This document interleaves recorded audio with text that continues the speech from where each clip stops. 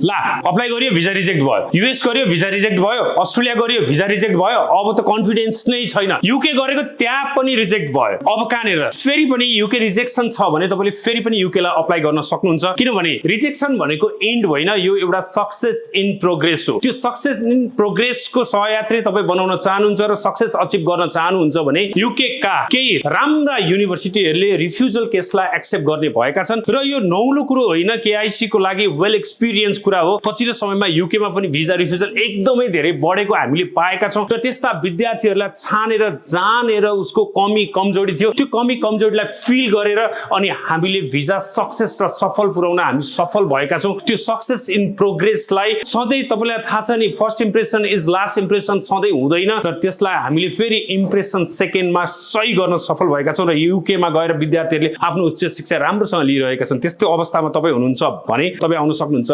KIEC। KIEC Canada Australia हुन्छ बेलायत नि।